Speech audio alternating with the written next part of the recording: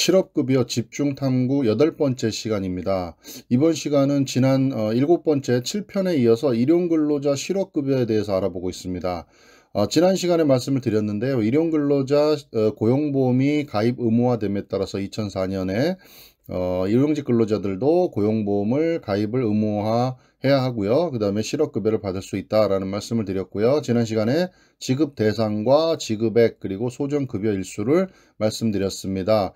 그 내용 다시 한번 확인하실 분들은요. 7번째 실업급여 영상을 보시면 되고요.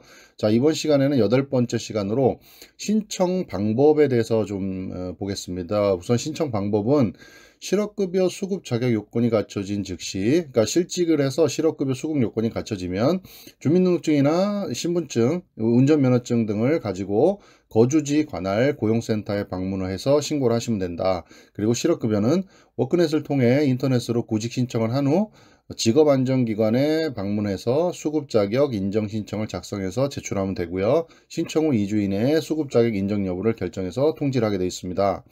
수급 자격이 인정된 경우에는 실업신고로부터 1주에서 4주마다 직업안정기관의 장이 지정한 날에 직접 고용센터에 출석해서 실업인정을 받으면 구직급여를 받을 수 있다라는 부분입니다. 그래서 누누이 말씀드리지만 구직활동을 지속적으로 해야지만 받을 수 있다는 점 잘 기억하시면 좋을 것 같아요.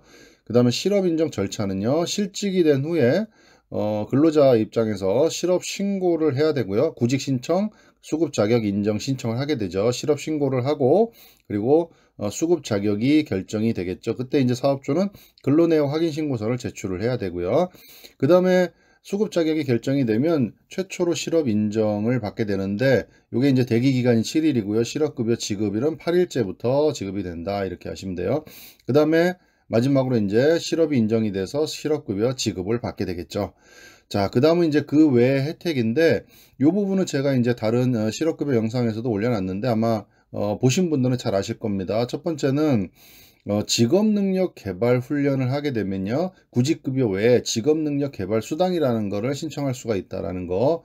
그 다음에 이제 수급 자격자가 구직 활동을 하게 되는데 이게 조금 먼 거리에 있는 데를 하게 된다 그러면 광역 구직 활동비를 지급받을 수가 있습니다. 교통비나 숙박료 같은 것들. 그리고 수급 자격자가 취업하거나 직업능력 개발 훈련 등을 받기 위해 이사를 하는 경우에 또 이주비를 신청해서 받을 수가 있다는 거, 이 부분 다른 영상에서 자세하게 올려져 있으니까 한번 참고하시면 좋을 것 같습니다. 자, 그 일용직 근로자들에 대해서 이제 많이 하는 질문은 어떤 게 있냐? 실업 인정이란 뭔가라는 질문을 많이 하는데 실직 근로자가 실업급여를 받을 수 있는 수급 자격 인정을 받은 경우 실업 인정 대상 기간 중에 실업 상태에 있었으며 재취업 활동을 하고 있다는 것을 직업안정기관의 장이 인정하는 것, 실업으로 인정하는 거라는 것을 우리가 실업 인정이라고 한다라는 겁니다. 자, 그리고 재취업 활동이라는 거예요. 이거 구직급여이기 때문에 재취업 활동을 계속 해야 된다는 거죠. 이것도 잘 보시면 좀 도움 되실 것 같아요. 입사 원서를 제출하거나 면접을 보는 등 재취직을 위한 활동을 하거나 자영업을 준비하는 활동을 하는 것을 얘기합니다. 그냥 단순히 실직만 된 상태에서 실업급여가 나가는 게 아니라는 말씀이죠.